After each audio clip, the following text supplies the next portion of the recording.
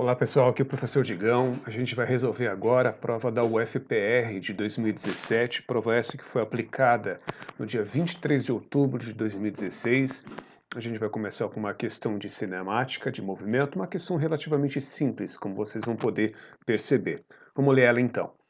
A utilização de receptores GPS é cada vez mais frequente em veículos. O princípio de funcionamento desse instrumento é baseado no intervalo de tempo de propagação de sinais, por meio de ondas eletromagnéticas, desde os satélites até os receptores GPS. Considerando a velocidade de propagação da onda eletromagnética como sendo de 300 mil quilômetros por segundo, vou colocar aqui, 300 mil quilômetros por segundo, e em determinado instante, um dos satélites se encontra a 30 mil quilômetros de distância. Está aqui, ó.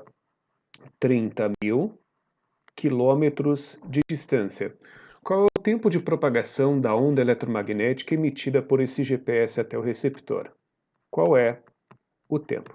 Então a ideia é mais ou menos a seguinte: ele quer que você descubra quanto tempo que uma onda eletromagnética que sai aqui da Terra leva para chegar lá no satélite e cobrir essa distância de 30 mil quilômetros.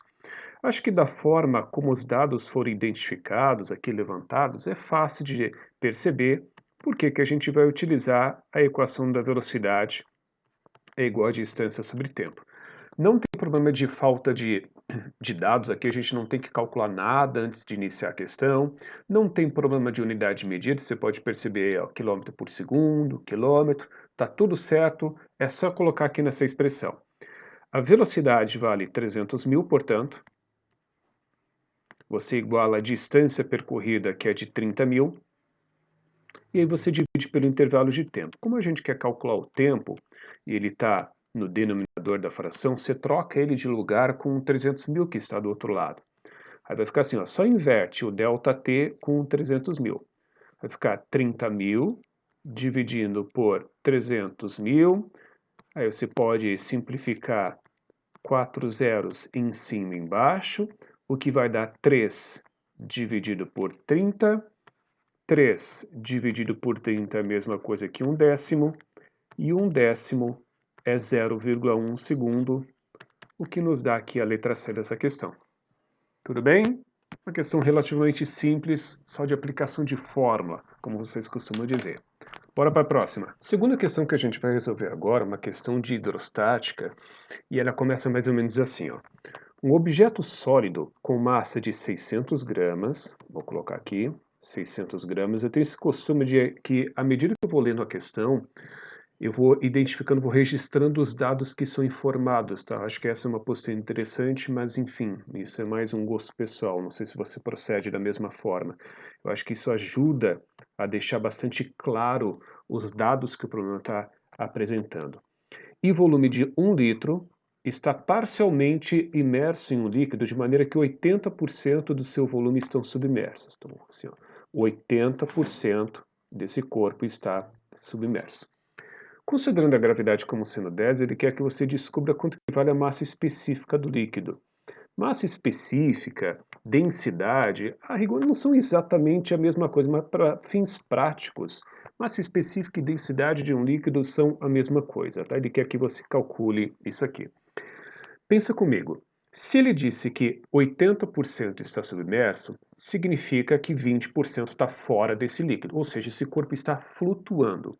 E o que eu vou colocar agora é uma observação muitíssimo importante, uma informação que geralmente é negligenciada pelos estudantes. Quando você tem um corpo que está flutuando, boiando em um líquido, é válida esta relação. O volume submerso é igual à densidade do corpo dividida pela densidade do líquido vezes o volume total. Você escreve o volume submerso em função do volume total dessa maneira. Volume submerso é a densidade do corpo sobre a densidade do líquido vezes o volume total. Então veja só, o problema disse que 80% deste corpo está submerso. Significa que o volume submerso é 80% do volume total. Volume submerso ser 80% do volume total significa que eu posso escrever assim, ó, no lugar do volume submerso, eu coloco 0,8 do volume total, né? 80% é justamente isso, 0,8. Isso vai ser igual à densidade do corpo sobre a densidade do líquido vezes o volume total. Então veja só, no lugar do volume submerso, eu coloquei 0,8 volume total, que é 80% de todo o volume desse corpo.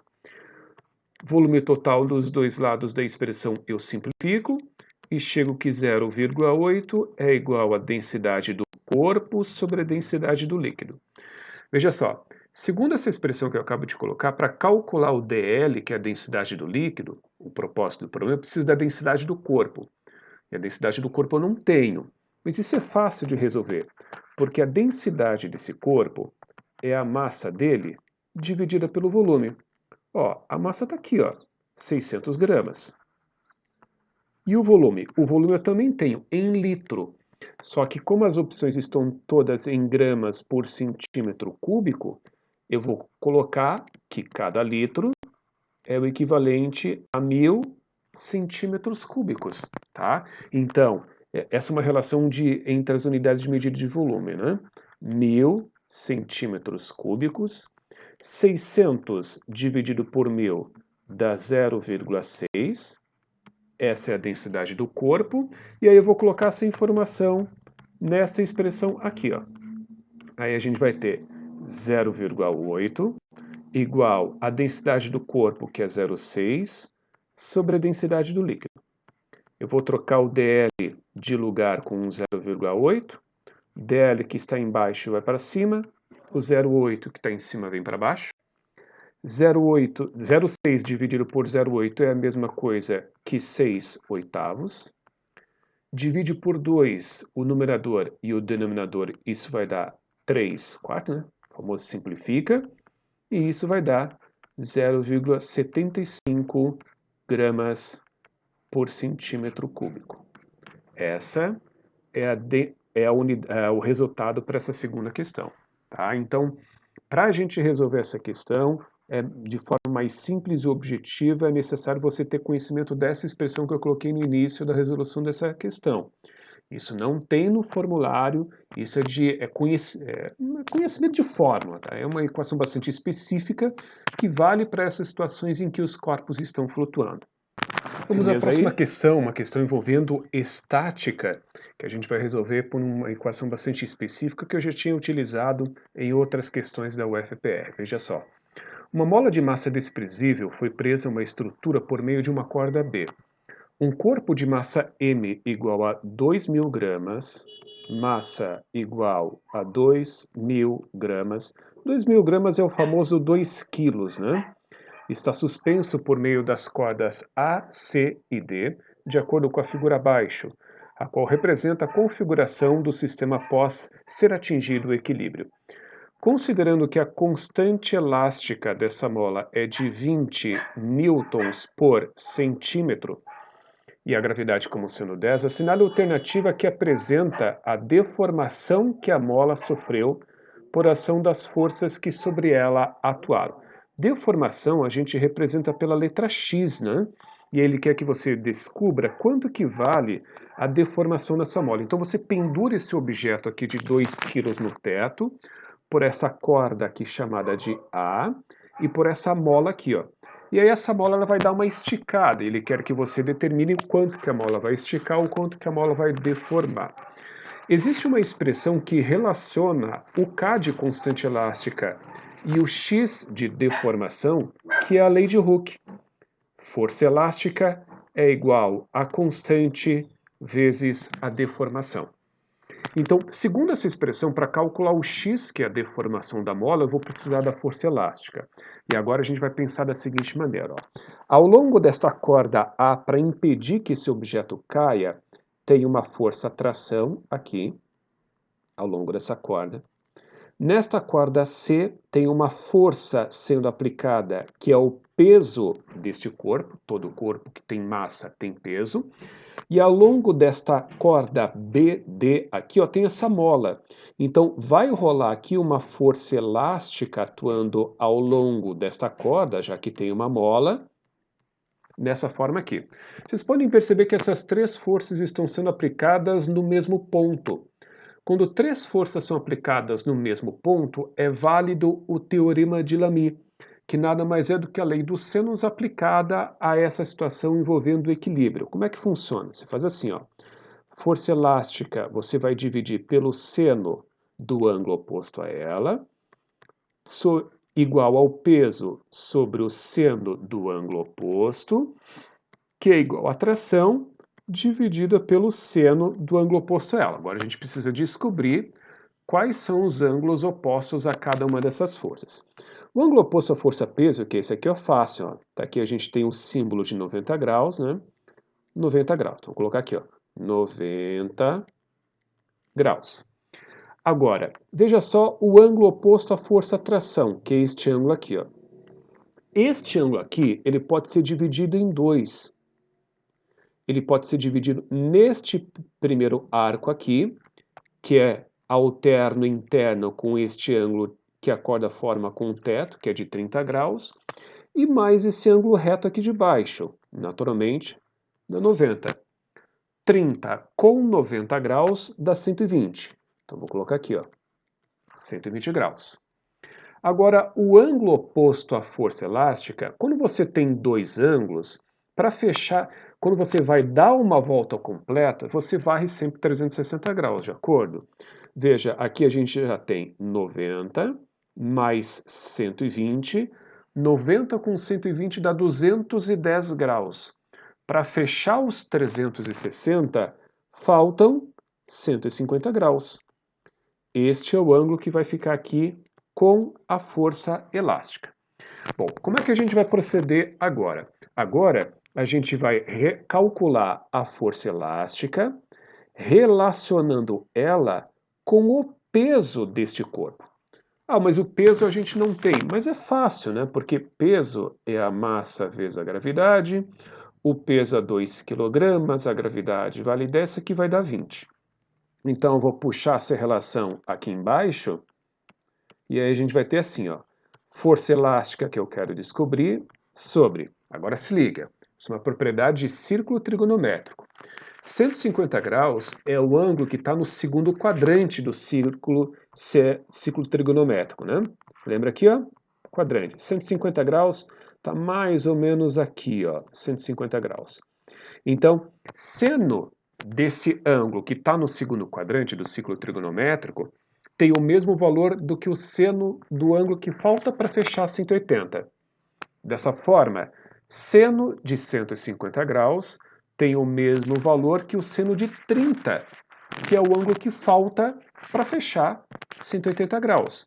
E seno de 30 tabelado é 1/2, ou seja, 0,5. Isso é igual ao peso, que vale 20, sobre o seno de 90 graus, isso é de conhecimento, né? Vale 1. Então a gente vai ter força elástica sobre 0,5 igual a 20. O 0,5 que está dividindo passa para o outro lado da equação, multiplicando. Daqui você tira que a força elástica vai ser igual ao produto de 20 por 0,5, o que dá 10. Então, força elástica eu já tenho, e como eu tinha mencionado, tendo a força elástica e tendo o K, que é a constante elástica, lembra que a gente tinha identificado lendo ali a questão? A gente consegue descobrir a deformação, que é o quanto que a mola vai esticar quando esse corpo for pendurado. A força elástica vale 10, constante elástica vale 20, está aqui em cima, ó, 20, vezes o x, que é a deformação.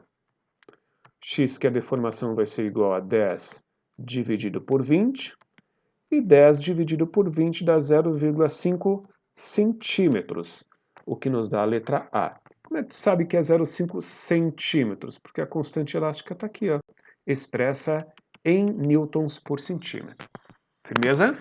Bora que bora. A quarta questão que a gente vai resolver aqui é uma questão bem simples de aplicação de fórmula de termologia. No momento oportuno, vou fazer um comentário adequado. Vários turistas frequentemente têm tido a oportunidade de viajar para países que utilizam a escala Fahrenheit como referência para medidas de temperatura. Países de língua inglesa, por exemplo. Considerando-se que quando um termômetro graduado na escala Fahrenheit assinala 32 graus Fahrenheit, essa temperatura corresponde ao ponto de gelo, né, o nosso 0 graus Celsius, e quando assinala 212 Fahrenheit, trata-se do ponto de vapor, que é justamente a temperatura de fervura da água, 100 graus Celsius, é o nível do mar. Em um desses países, um turista observou que um termômetro assinalava a temperatura de 74,3 graus Fahrenheit. Vou colocar aqui. Assinale a alternativa que apresenta a temperatura na escala Celsius correspondente à temperatura observada pelo turista. Ele quer que você transforme essa temperatura da escala Fahrenheit para a escala Celsius. Tem duas maneiras de você resolver essa questão. Uma que é não usando a fórmula e a outra que é usando a fórmula que transforma Celsius para Fahrenheit. Eu vou seguir por esse caminho, porque essa equação que transforma Celsius para Fahrenheit, tá, isso aqui é ensinado desde o ensino fundamental, desde lá do 9º ano, tá, a gente aprende a transformar graus Celsius em graus Fahrenheit, vice-versa, Kelvin e tudo mais. Essa é a fórmula que transforma Celsius em Fahrenheit. Como a gente usa isso teoricamente há bastante tempo, já no ensino médio, essa é uma equação que muitos de vocês acabam decorando de maneira bastante espontânea, tanto que a gente usa isso aqui. Lembrando que TC é a temperatura na escala Celsius, que a gente vai buscar, e TF é a temperatura na escala Fahrenheit, nesse caso 74,3. Então o que eu vou fazer aqui? Ó? No lugar do TF, eu vou colocar 74,3 menos 32, e aí eu vou dividir isso aqui por 9. Aí a gente vai fazer aquela diferença ali em cima, né? Isso aqui vai dar 42,3 dividido por 9. Agora eu vou fazer a multiplicação cruzada ali. 9 vezes TC vai ser igual ao 5 vezes 42,3. Já vou colocar o resultado aqui. Vai dar 211,5. E aí a gente pega esse 9 que está multiplicando, passa para o outro lado da equação, dividindo. E isso aqui vai dar 23,5 graus Celsius. Como eu tinha mencionado, tem duas formas de você resolver essa questão. Uma delas eu acabo de mostrar e outra que é não usando a fórmula. E eu prefiro não mostrar isso porque, primeiro, o vídeo ele vai ficar muito grande, né?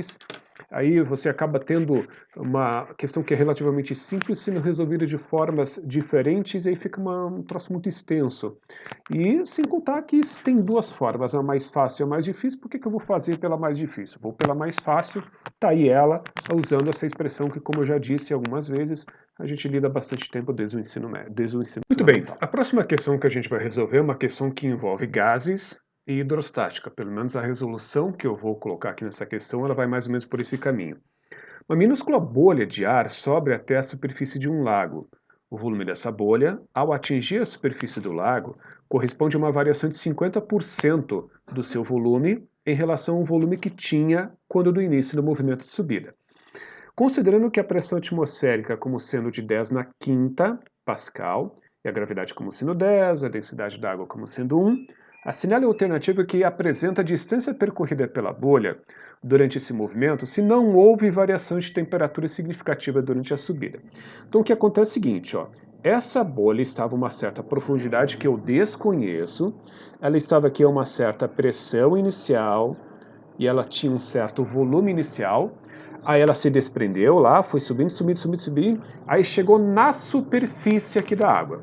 Na superfície, a pressão a que ela vai ser submetida vai ser a pressão atmosférica, que é de 10 na quinta, e 10 na quinta Pascal é a mesma coisa que uma atmosfera. Tá? Isso é dado. Cada atmosfera é o equivalente a 10 na quinta Pascal. Coloquei aqui, 10 na quinta Pascal. Pois bem, aí quando essa bolha chega lá em cima, ela sofreu uma variação de volume de 50%. Essa variação de volume pode ter sido para mais ou para menos.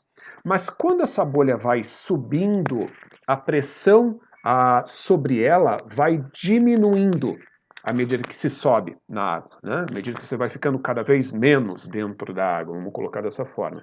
Então, se a pressão, à medida que a bolha sobe, vai diminuindo, isso significa que ela vai inflando, porque vai tendo menos pressão sobre ela, tem liberdade para inchar. Então, essa variação de volume dessa bolha é para mais. Então, se ela variou em 50 centímetros para mais, significa que ela aumentou o seu volume em 50%. Se o volume inicial é igual a 1, por exemplo, um número qualquer, o volume final vai ser de 1,5, pois para ter aumentado em 50%, se o volume inicial é 1, o volume final é 1,5. Ele disse que não houve uma variação de temperatura significativa durante a subida. O que eu vou fazer aqui? Eu vou descobrir qual é o valor da pressão inicial a que essa bolha estava submetida e, baseado no valor dessa pressão inicial, eu vou descobrir qual foi a distância que ela percorreu, com base no raciocínio que eu vou empreender daqui a pouco. Todo problema de gases, onde há uma variação da pressão, na temperatura, não é o caso, né? No volume, pode ser conduzido através dessa equação aqui, ó, que é a equação geral dos gases. Como não houve variação significativa na temperatura, significa que a temperatura inicial é igual à final. Aí você pode cancelar esses dois aí. A pressão inicial eu quero descobrir, o volume inicial vale 1, tá? Ah, como é que tu sabe que vale 1? Na verdade eu não sei. Não sei quanto é que vale o volume inicial, mas eu posso atribuir um valor arbitrário para o volume inicial, e aí para o volume final basta eu acrescentar em 50%. Então se tu quiser colocar ali o volume inicial como 3,14, o volume final você coloca 3,14 mais 50% disso. Tanto faz.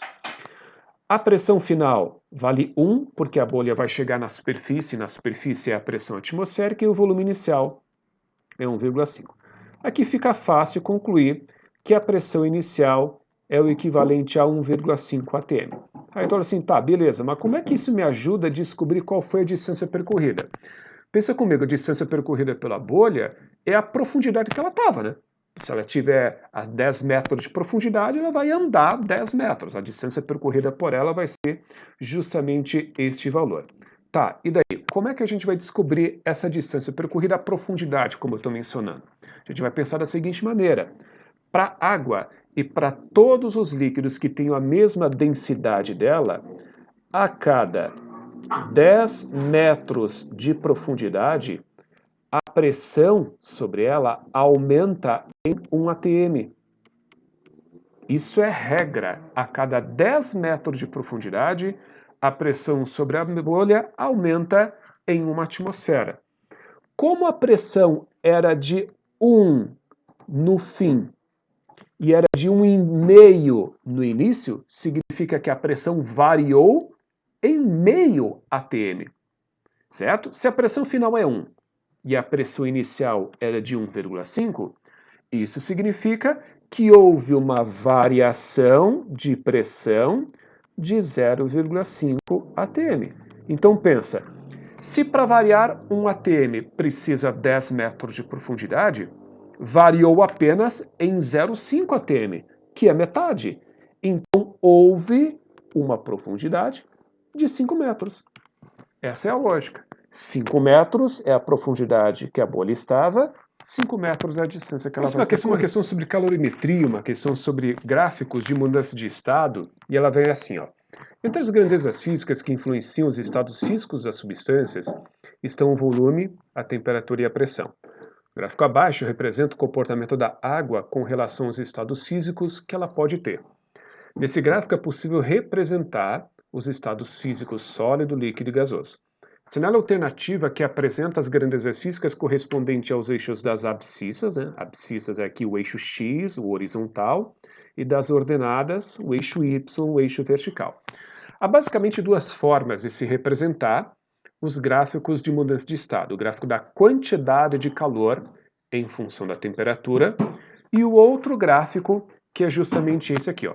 Quando a gente tem esses três trechos aqui, ó, do gráfico, que correspondem, delimitam as regiões onde você encontra os estados sólido, líquido e gasoso, aqui em cima a gente tem o eixo da pressão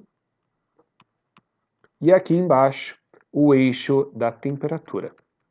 Então, quando a gente tem esse gráfico com esse aspecto aí dos três estados físicos delimitados sempre nestas três regiões, a gente está diante de um gráfico da pressão em função da temperatura. Isso é conhecimento de gráficos de mudança de estado que são vistos lá em calorimetria, tá?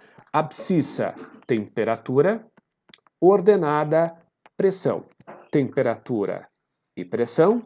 Aqui a letra D. A questão que a gente vai resolver agora de ótica é um pouco mais pegada, a gente precisa lembrar de algumas coisas para a gente poder jogar os itens dessa questão, que é uma questão teórica. E ela vai assim, ó.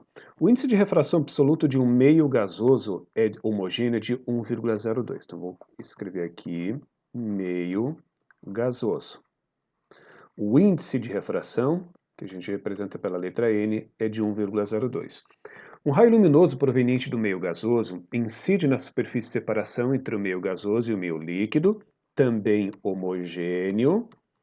E aí, este meio líquido, ele tem um índice de refração de 1,67. Conforme mostrado na figura abaixo. Posteriormente, uma lente com distância focal positiva.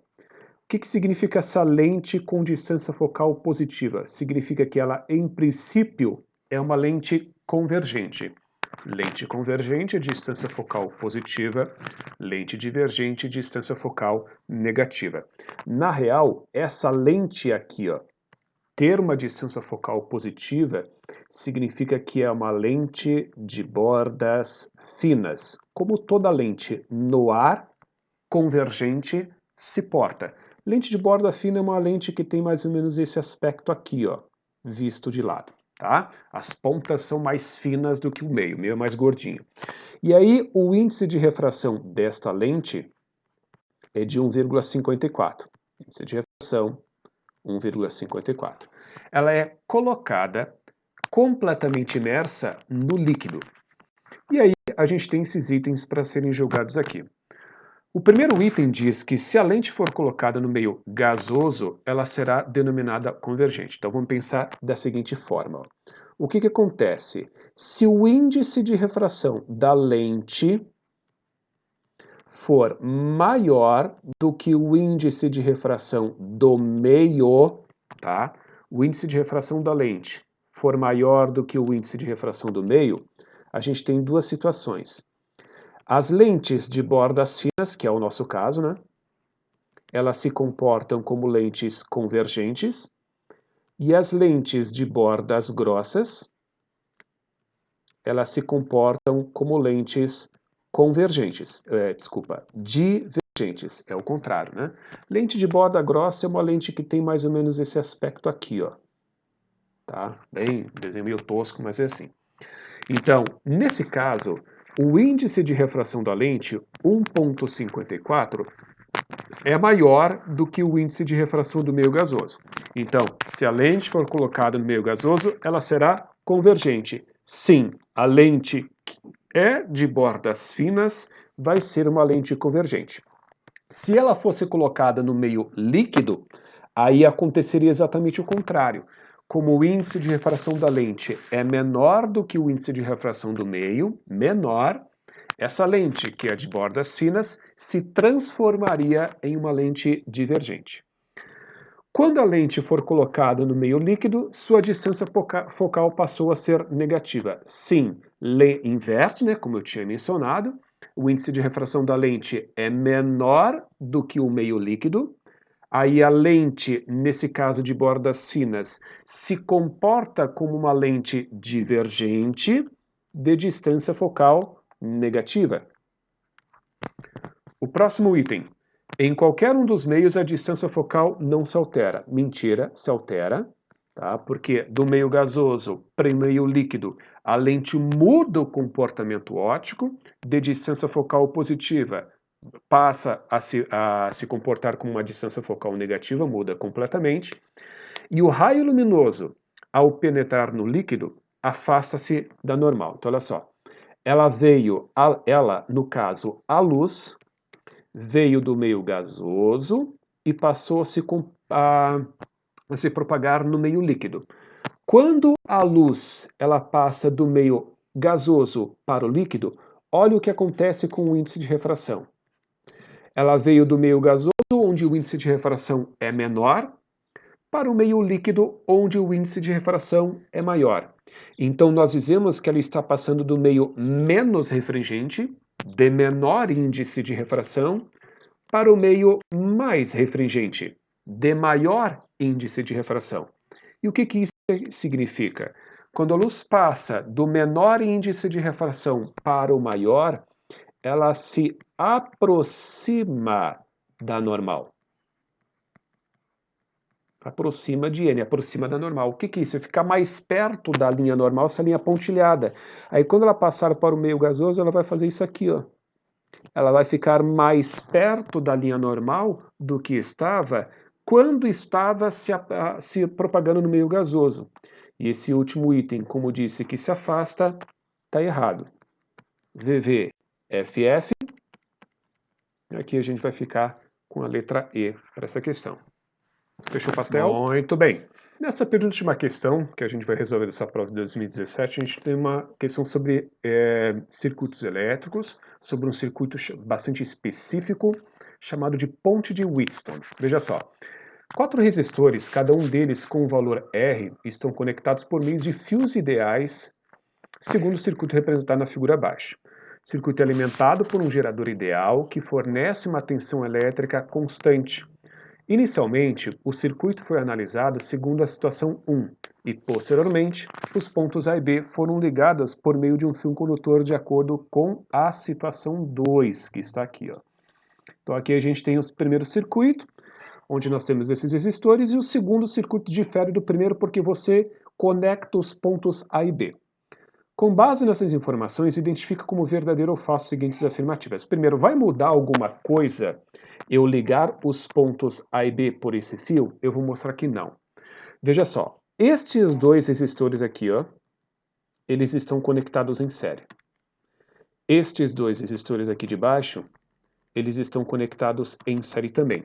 Agora, vejam que esse trecho aqui de cima está conectado em paralelo com esse trecho aqui de baixo, por conta deste nó aqui, né? A existência desse nó revela justamente isso. Então, quando a gente tem um circuito desse tipo, 2 resistores em série, 2 resistores em série, e aí esses 2 trechos ligados em paralelo, a gente tem a característica da ponte de Wheatstone, que é um circuito que tem 4 resistores, um circuito que possa ser reduzido a 4 resistores, 2 em série, e aí o trecho de cima ligado em paralelo com o trecho de baixo. Como é que eu sei que realmente é uma ponte de Wheatstone? Porque, veja, se eu fizer o produto cruzado das resistências, o resultado vai ser o mesmo. Então, veja só, se eu fizer R vezes 2R, vai dar 2R quadrado. R vezes 2R vai dar 2R quadrado. E o que isso significa? Significa que, como é válido o produto cruzado das resistências elétricas, tá? Ou seja, como o produto cruzado das resistências elétricas é igual, se eu conectar estes pontos A e B do circuito, como a situação 2 está mostrando, não vai passar corrente elétrica aqui. A corrente elétrica aqui vai ser igual a zero, ou seja, conectar os pontos A e B e não conectar não tem diferença nenhuma, porque não vai passar corrente elétrica nesses pontos A e B.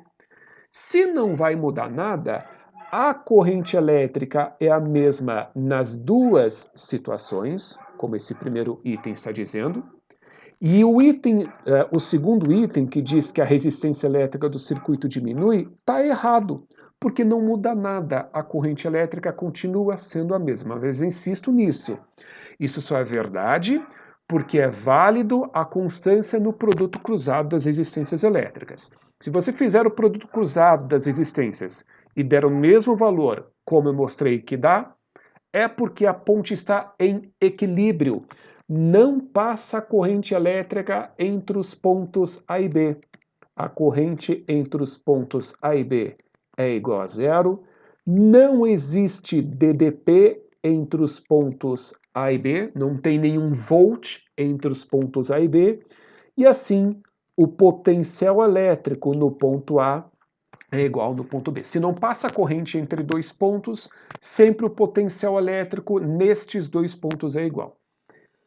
Na situação 2, a intensidade da corrente elétrica aumentará. Não, porque vai ser a mesma, como eu disse, não vai mudar o circuito, não vai passar corrente elétrica. E a diferença de potencial entre os pontos A e B é maior do que zero. Não, é exatamente igual a zero, como eu tinha mencionado. V, F, F, F. Então, isso, como eu disse, é um circuito bastante específico, como eu tinha mencionado, chamado de ponte de Wheatstone, onde você teria que lembrar dessa propriedade de que se você conecta estes dois pontos do circuito e o resultado do produto cruzado das resistências é igual, nós dizemos que a ponte está em equilíbrio, não passa corrente entre esses dois pontos e essas outras propriedades que eu mencionei. Vamos para a última. A última questão é uma questão sobre física moderna. Ela fala sobre efeito fotoelétrico, mas também cita outros fenômenos físicos que eu vou identificar em cada um dos itens dessa questão. Entre os vários trabalhos científicos desenvolvidos por Albert Einstein, destaca-se o efeito fotoelétrico, que lhe rendeu o Prêmio Nobel de Física de 1921. Sobre esse efeito, amplamente utilizado em nossos dias, é correto afirmar. Primeiro, eu vou descrever o que é efeito fotoelétrico. O efeito fotoelétrico é uma situação, é um fenômeno físico em que uma onda eletromagnética, uma luz, por exemplo, incide sobre uma placa metálica e aí a incidência de luz nessa placa metálica faz com que elétrons sejam ejetados dessa placa. De forma mais simples e objetiva, o efeito fotoelétrico é um fenômeno em que elétrons são expulsos de uma placa metálica quando uma onda eletromagnética incide sobre ela, luz, por exemplo. Aí nesse fenômeno fotoelétrico, que lhe valeu o Prêmio Nobel de Física para o Einstein, a luz ela se comporta como partícula, pela primeira vez na história se prova isso, né? Aí cria-se aquele termo dualidade, onda-partícula, situações em que a luz em alguns momentos se comporta como onda e outros se comporta como partícula. A partícula que supostamente compõe a luz nesse fenômeno é chamada de fóton. Trata-se da possibilidade de a luz incidir em um material e torná-lo condutor. Não. O efeito fotoelétrico é uma situação em que elétrons são expulsos de uma placa metálica. Não é assim, pega um material isolante, joga a luz e esse isolante se transforma em um condutor. Não é isso. O item B é o princípio de funcionamento das lâmpadas incandescentes, nas quais, por ação da corrente elétrica que percorre seu filamento, é produzida luz. Tem nada a ver. A lâmpada incandescente, aquelas lâmpadas de filamento enroladinho, sabe, que estão quase aposentadas, elas emitem luz por efeito termiônico, tá? Ou seja, elas se esquentam tanto que elas começam a emitir luz. É tipo tu pegar uma faca, colocar na chama do fogão a gás, ela vai começar a ficar incandescente. Não. O item C. Ocorre quando a luz atinge um metal e a carga elétrica do fóton. Fóton não tem carga elétrica, uma partícula que não tem massa e não tem carga. É o efeito que explica o fenômeno da faísca observado quando existe uma diferença de potencial elétrico grande o suficiente entre dois fios metálicos próximos. Não. Essa história de formar faísca entre esses dois pontos é porque o campo elétrico entre aqueles dois pontos é tão grande que aquele meio, que era inicialmente um isolante, se transforma em um condutor. É o que acontece com o raio em uma tempestade. Corresponde à ocorrência de emissão de elétrons quando a frequência da radiação luminosa incidente for maior que um determinado valor, o qual depende do tipo de metal que a luz incidiu. Isso é verdade, tem alguns metais que necessitam de uma luz, de uma onda eletromagnética de frequência mais alta, por conta da sua própria constituição atômica. Firmeza, moçada? Era isso então nessa prova de 2017, agradeço aí a atenção de vocês, tenham todos um bom estudo e nos vemos nas próximas videoaulas.